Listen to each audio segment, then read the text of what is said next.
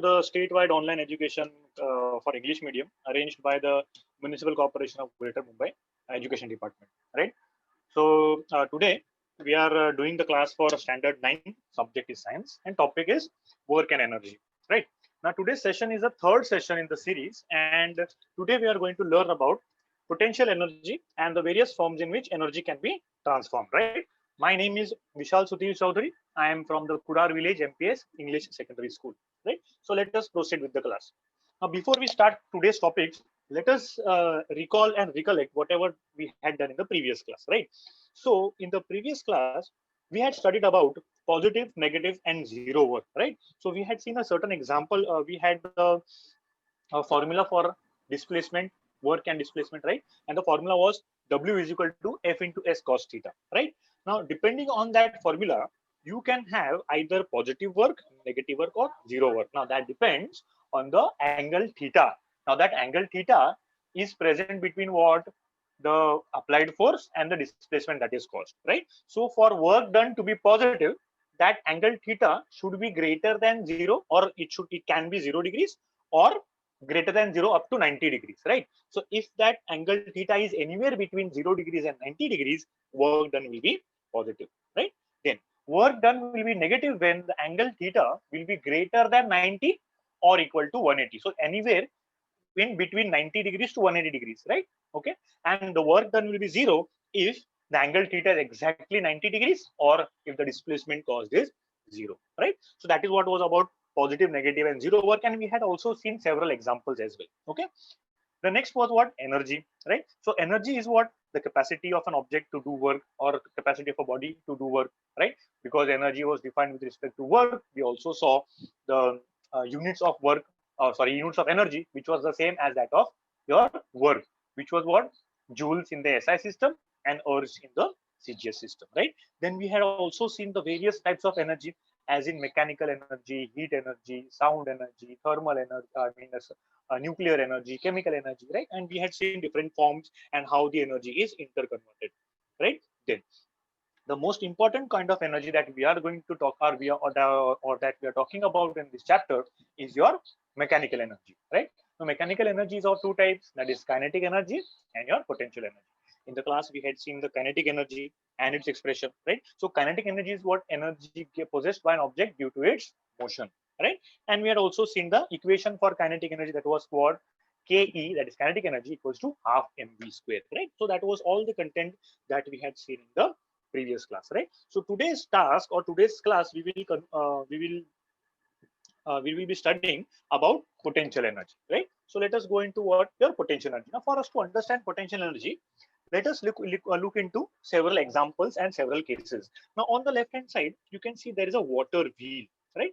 Now, here what you can see, that water is first present at a higher energy or higher height or at a higher level, right? So when water falls down from that higher level to a lower level, as it is falling down, what happens? It moves or it rotates that uh, water wheel, right? And as water falls down from a higher level to a lower level, water present at higher level has a higher potential energy, and water present at a lower level has lower potential energy.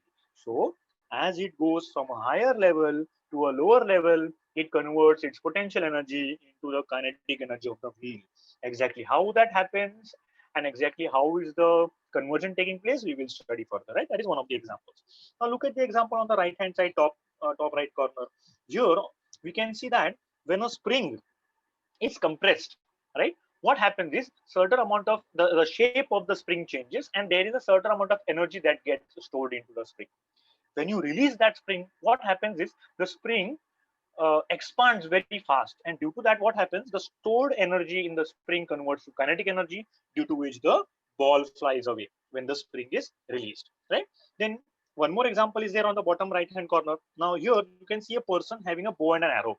Okay, now when the string of the bow is stretched, what happens is its energy, it's changed. Some amount of energy gets stored in the stretched bow, right? When that stretched bow is released, suddenly it snaps back to its original position. And what happens is during that, it converts or it transfers all of its energy into the arrow, and that arrow flies off with a very high speed, right? So these are the cases where energy is stored in objects, right, due to their position, or maybe due to their shape, or maybe due to their configuration, right? So let us try to define based on these examples what exactly is potential energy, right? Now look at the definition of potential energy. The energy stored in an object because of its specific state or position is called its potential energy. So as you can see, we had seen in the previous example, right? The water which was stored at a higher level, that was due to its position. The compressed spring, right? That was its specific state, or maybe also the stretched bow, right? Then this stored energy is based on the position, arrangement, or state of the object or the substance, right? So there can be various objects or substances, or maybe certain devices, right, where you can store your potential energy, right? Then the potential energy stored in an object depends on the height above the earth's surface at which the object is placed. So that example we can see here. As you can see on the left hand side, water is stored at a higher level, and as it trickles down or as it falls down, right, that potential energy is converted into usable kinetic energy. So that is the same example as in the case of dams, the huge hydroelectric power station that we have. There water is stored behind the wall of the dam, and when water gets stored at a higher level, it is released, right? So the potential energy of the stored water behind the dam is converted into kinetic energy, which makes a turbine move, as in this scale, just like a water wheel, and which is connected to a generator, which will later generate electricity, right? Now further, so you can think of potential energy as the energy that has a potential to do work, right? So potential energy is just means that it can do work later on. That means the potential energy is a stored energy in the object because of its position, arrangement, or the state, right? So you can use that energy later on whenever, as and when required. Okay. Now let us look into the expression of potential energy. Now for us to understand the expression of potential energy, look at the diagram on the right hand side. Now we have a mass that is placed on the Earth's surface. Yeah? You can see that blue object, blue mass, the M, right? So it has a mass of M. Okay. Now, work done to carry an object of mass M to a height h is as follows, right? So we will calculate that. Now, we have already studied work is a product of force and displacement.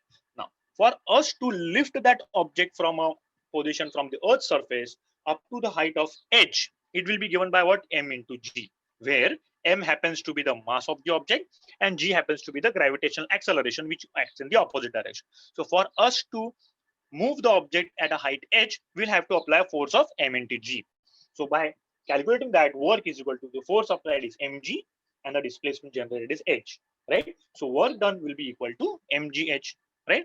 And the amount of work done happens to be the amount of potential energy which is stored in the object.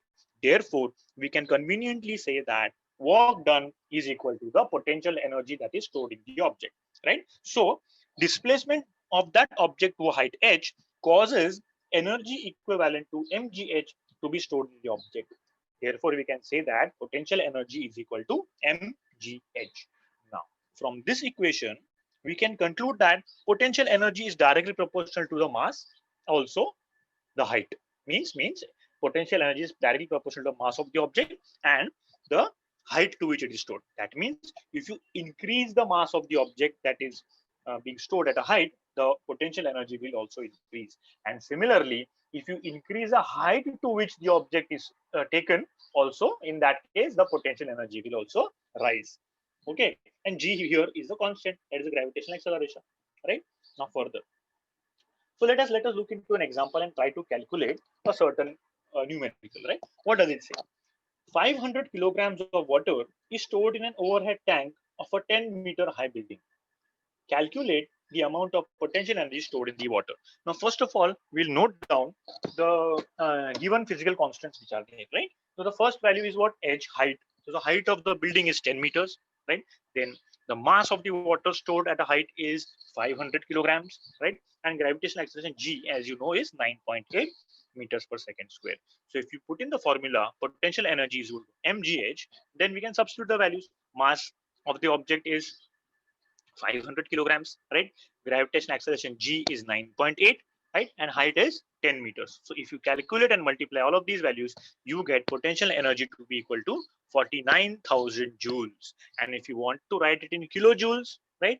1 kilojoule will be equal to 1000 joules. So you can say that potential energy is 49 kilojoules because 1 kilojoule is 1000 joules. So if you divide 49,000 by 1,000, you will get the value to be 49 kilojoules, right? So let us move on further now. Let us look into this condition and example, right? Now, Ajay and Atul, now you can see those two boys, Ajay and Atul. Now, Ajay is standing at a lower level, right? And Atul is standing on the platform at a higher level, right? On the platform, you can see that there is a table which is kept, and on that table, there is a ball placed, right? Now, let us say, what does it say? Ajay and Atul have been asked to determine the potential energy of a ball of mass m kept on a table as shown in the figure, right? So you can see the ball is kept on the table. That table is kept on a platform. Atul is standing on the platform and Ajay is standing on the floor or on the ground, right? Now, what answers will they get? Will they be different? What do you conclude from this? Now we will see what do they conclude. Now, potential energy is relative. Now, if you calculate the potential energy of the ball with respect to Ajay, right? So the height of the ball from where Ajay is standing is h1, as you can see in the diagram, right? And if you calculate or see the height of the object or height of the ball with respect to Atul, it will be h2. So potential energy of the ball with respect to Ajay will be equal to mg h1, right? And with respect to Atul, it will be mg into h2. That means they will have different values, even though the ball is positioned at the same location. But the two boys are placed at different heights, right? So potential energy is relative. The heights of the ball with respect to Ajay and Atul are different. So the potential energy with respect to them will also be different, right? So it is a relative concept. So potential energy is relative. It depends on the observer. Okay. So move on further. Now we talk about the various transformations of energies, right? In the previous class, we had seen the various forms in which energy exists. Now we will see how those energies can interconvert within each other, right? So the various forms of energy, as we have already discussed, are the first one is mechanical energy. Mechanical energy, as we have seen, is of two types, that is kinetic energy and potential energy, right? Then we have heat energy. Heat energy is also called as thermal energy, right? Then we have light energy, sound energy, then we have electromagnetic energy, then we have chemical energy, we have nuclear energy, and we can have solar energy. So these are the various forms of energies that we may come across in our day-to-day life, right? Now we will talk about how these forms of energies can be interconverted within each other, right? So let us look at some examples. Now first, if you happen to see a stretched rubber, if you stretch a rubber, what happens is its shape changes, it deforms. But when it deforms or when it stretches, there happens to be certain amount of energy stored into it because of its shape and configuration, and that is the potential energy. As soon as you release the stretched rubber band, what happens is it snaps immediately back to its original position and thereby converts its stored potential energy in the form of kinetic energy, which you can make use of. Okay. Then next is your example of a fast moving car, right? Now a fast moving car happens to possess a large amount of kinetic energy. Now if you remember, we had derived the expression for kinetic energy. Can you tell me the expression for kinetic energy? Yes, it is ke, kinetic energy, equals to half mv square, right? Where m happens to be the mass of the car and v happens to be the velocity of the car, right? So depending upon how large or how small the car is, means how heavy or how light the car is, and at what speed it is moving, it can have different amount of kinetic energy present in it, right? Then next example is what? Yes, now look at the image over there. Now it is a whistling pressure cooker, right? Now here in a pressure cooker, every day mom must be cooking rice or maybe dal, right? Or maybe some vegetables, right? Now how does it exactly work? Now when you heat a pressure cooker, what happens is the water inside the pressure cooker starts boiling, right? So the heat energy from the fuel, right, the fuel that is your LPG gas, converts the heat energy, causes the steam to be formed at high pressure inside the pressure cooker. Now when the pressure is sufficiently high enough, what happens is the steam escapes through the whistle at very high speed. So you can say here that the heat energy is converted into potential energy in the steam, and that steam escapes out, generating what? Large amount of kinetic energy. And as the steam escapes through the whistle, it produces a large whistling sound, which you are all familiar with, right? So the whistling of a pressure cooker due to the steam generated by the heat energy and the whistling is an example of your sound energy, right? This is the case that you can come across every day at every household, right? Now let us look at the next case. Yes, bursting of crackers. Now let me tell you one thing: bursting of crackers is not good for the environment, and it is very risky as well. You may get serious burns, right? So Diwali is coming around in the next month, so I will request all the students to please not burst any crackers, right? As it is not at all good for the environment. It causes large amount of sound pollution as well as large amount of air pollution, right? But we can definitely take the example, right? So bursting crackers contain energy in different forms. Now in a bursting cracker, what you have inside are chemicals, right, which are stored in the form of gunpowder and some other chemicals, right? So here the chemical energy is converted into heat energy through the explosion. Then your light energy, as you can see the spark, as you can see the explosion producing a very bright light. And sound energy, of course, because it is bursting, it will generate a loud bang noise, right? And also some kinetic energy. As the cracker burst, it generates some kinetic energy which makes the small pieces of the cracker fly away. So here you can see chemical energy is converted into so many different forms of energies in a simple cracker, right?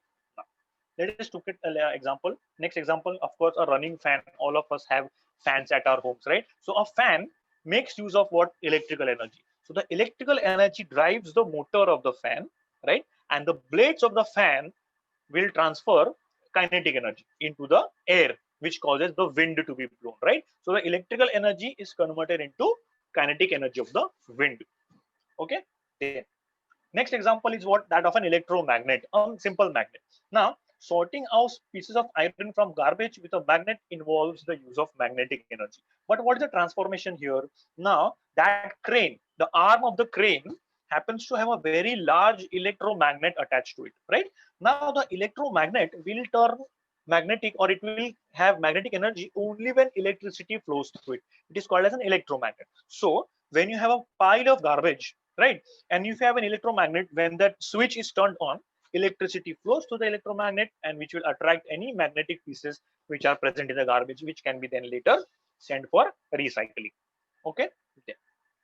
One more example is of a breaking of a window glass due to a large noise or a loud noise. Now you might have experienced this during maybe Diwali, when people are bursting large crackers, right? So when the crackers generate a very loud bang, you can observe windows vibrating, right? Now sound is a form of what? A mechanical energy form. It is a material waves. Sound energy travels in the form of waves, which are form of compressions and rarefactions in the air pressure. Okay, so when those air pressure waves kind of strike the window, if they are intense enough, if they're strong enough, they can cause the windows to break, right? So that is a form of sound energy converting to kinetic energy. Okay. Yeah. Next is these are the various forms in which you can see energy can be transformed, right? So in the center you can see electrical energy on the left converting to mechanical energy, electrical energy on the right converting to heat energy. Then towards the bottom you can see electrical energy converting to light energy, or maybe chemical energy, or maybe sound energy. So electrical energy can be interconverted to all of these various forms. We will see each of them one by one, but you can see the energy that we utilize in our households. Now energy primarily comes at our place, at our home, in two ways. First is the electrical energy, the electricity that we consume, and secondly maybe the fuel that comes in the form of your LPG gas, right? So electrical energy converting to mechanical energy in the form of maybe motors that you have, electrical energy converting to heat energy. Jesse, you may have ovens at your place, or you may have water geysers which convert heat energy into electrical energy to heat energy, right? Then you may have electrical energy converted to sound energy in the form of loudspeakers. You can have batteries, right, which store electrical energy in the form of chemical energy, right? And you can have lights at our place where electrical energy is converted into your light energy, right? Let us look into those individually, right? So the first example is the conversion of mechanical energy to electrical energy, and also electrical energy back into mechanical energy. Now the first case, at the top you can see a generator. Now the image of the you can see that a yellow generator on the right hand side. Now these are maybe petrol generators that work on petrol. They are generally kept outside somewhere like your stores or maybe showrooms, where if there happens to be a power cut, then those generators will run on petrol, or maybe kerosene also. So the energy of the kerosene, the chemical energy, is converted to kinetic energy of the movement of the motor inside, right? And the motor will drive a generator which will generate electricity. So here mechanical energy is converted to electrical energy in a generator.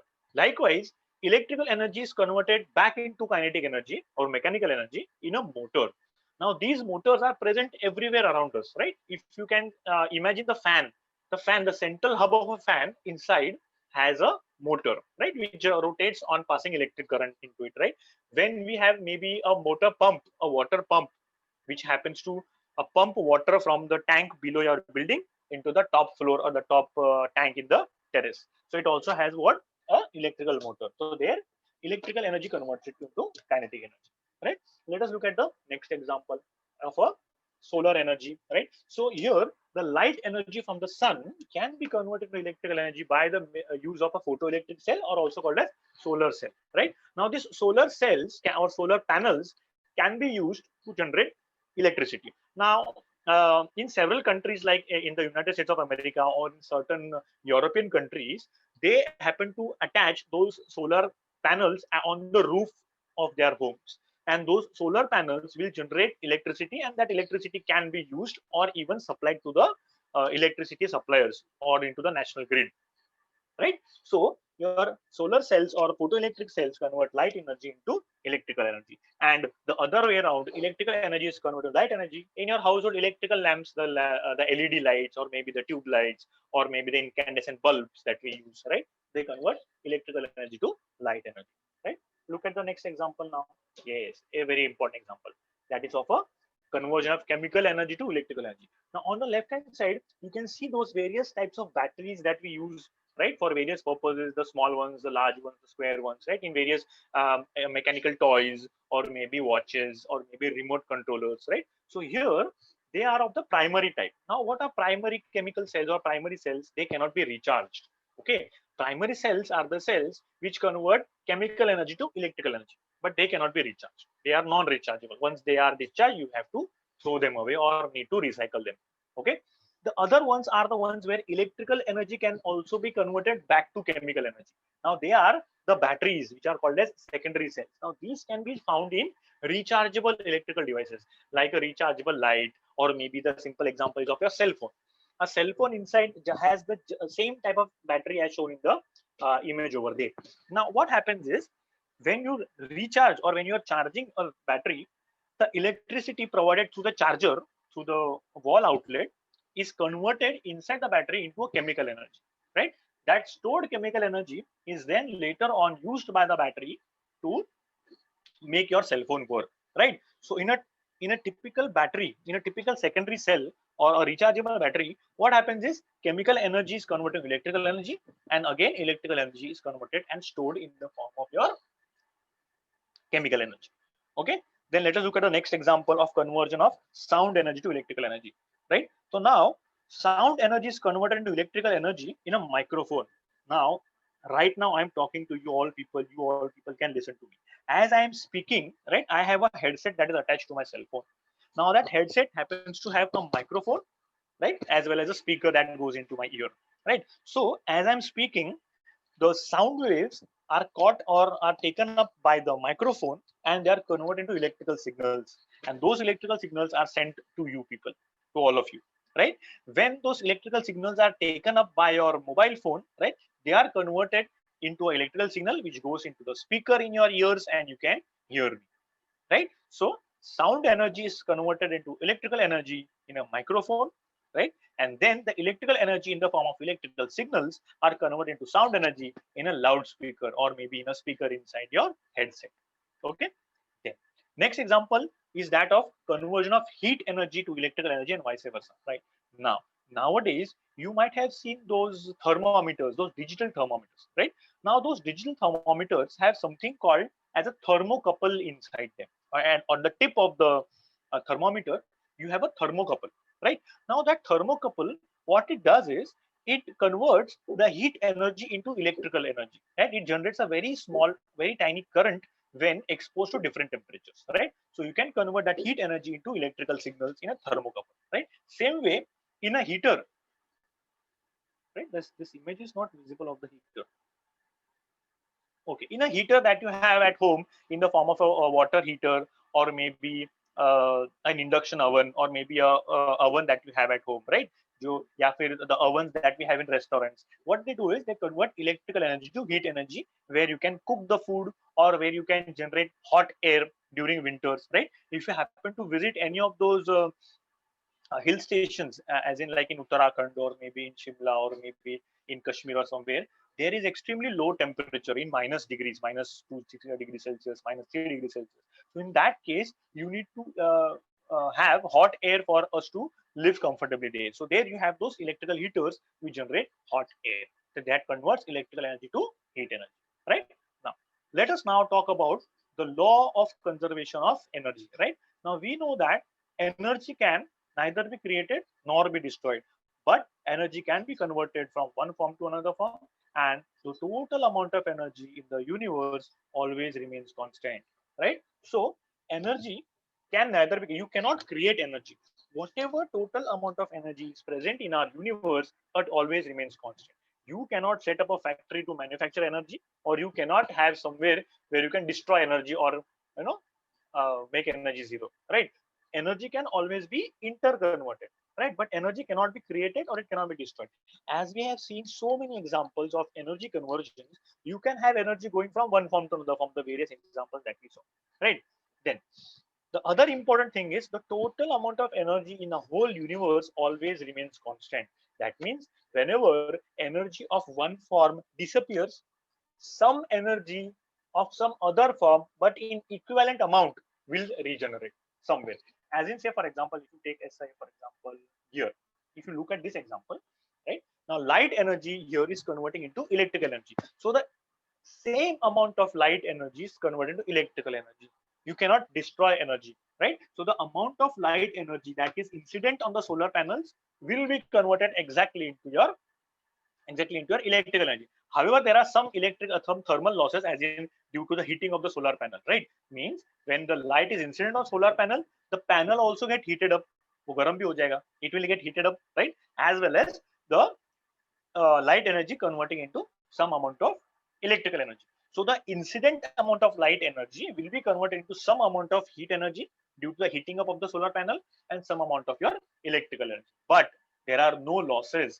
Means you cannot say that energy is destroyed. All it is converted, but in some or the other forms, right?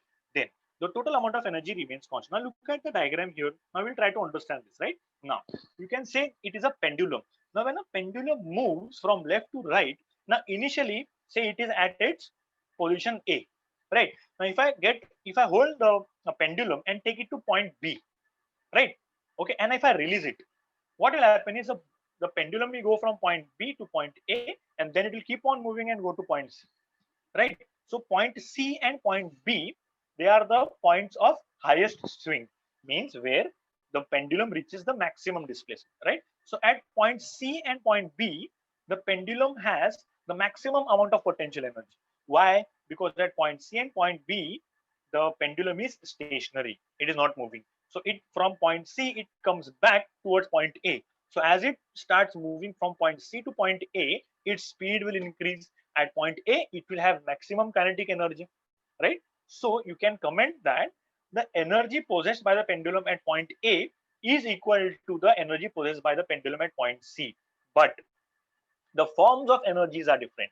At point A, the pendulum possesses energy in the form of kinetic energy. But at point C, the pendulum possesses energy in the form of potential energy. So as the pendulum moves from point C to point A, the potential energy due to its position is converted into kinetic energy at point A. Then, because of kinetic energy at point A, the pendulum keeps on moving and then it reaches at point B. So, as the pendulum moves from point A to point B, the kinetic energy at point A is converted to potential energy at point B, right? And then, as the pendulum goes back from point B to point A, again the potential energy is converted to kinetic energy, right? So this keeps on going for some time, but it will not keep on going forever. Why? Because the pendulum is moving through air, right? And where the string is attached at the top of the ceiling, there happens to be certain amount of friction. Also, as the pendulum, as a ball of the pendulum moves through the air, there is certain amount of resistance, there is certain amount of friction that it is experiencing due to the air as it moves through the air, right? So if you try this at home, the pendulum will keep on going for a certain time, and then slowly it will ultimately come to a stop, right? So here what happens is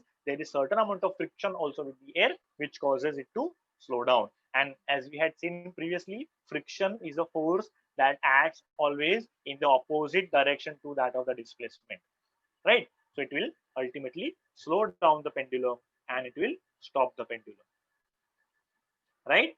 Okay, so that is what we have done today. Now let us go through it once again and let us try to revise whatever content that we have done today. Yeah. Okay, just give me a minute. Yes. So let us revise the content that we have done today briefly, and then we will end the class. Okay, so today what we have done was concepts relating to your potential energy. So we saw the various examples of potential energy in the case of the water wheel, where water comes from a higher level to a lower level, right? Then in the form of a stretched spring or maybe a compressed spring, where energy is stored in the compressed spring, which releases the energy in the form of kinetic energy, and the ball flies away. The other example was that of a bow and an arrow. So when the spring of the bow is stretched, it happens to store potential energy. When it is released, the bow comes back, the string of the bow comes back to its original position and converts the potential energy to kinetic energy, and the arrow will fly away, right? Then we had seen the definition of your potential energy, right? Because energy is in the form of energy is nothing but a capacity to work. The same way, the potential energy will also have the units same as that of work, right? That is joule and hour. Okay, then the potential energy, as we have seen, is the energy stored on the base of position, arrangement, or the state, right? Then we had seen the expression for potential energy, right? So the expression of potential energy is what? Mg into h, where m is the mass of the object, right? G is the gravitational acceleration, and h is the height to which the object is being taken or is being stored, right? Then next we saw a numerical example there, right? And then we also saw the example where two persons are standing at different heights, right? So we saw that potential energy is a relative concept, right? It will depend from person to person. So you can see Atul is standing at a higher level and Ajay is standing at a lower level with respect to the ball, right? So for Ajay, the potential energy of the ball is higher, and for Atul, the potential energy of the ball is lower, right? Even though the ball is placed at the same position. Okay, then we saw the various forms of transformation of energies, and the examples, as you can see, are that of the rubber band, then the moving the car, which was kinetic energy, then energy that is present in the steam inside a pressure cooker, right? So here the heat energy is converted into energy possessed in the steam, which is then converted into kinetic energy of the escaping steam and that of the whistling sound that is produced, right? And also we saw the various forms of energy conversions in your firecracker, right? Where chemical energy is converted into heat energy, light energy, sound energy, and also kinetic energy, right? Then we saw the examples of a fan converting electrical energy to kinetic energy. Then we also saw example of an electromagnet, where electrical energy is converted to magnetic energy for sorting out metallic trash, right? Then we also saw the example of a breaking glass due to a high intensity loud noise, right? Then we also saw various forms of energy transformations, okay? And then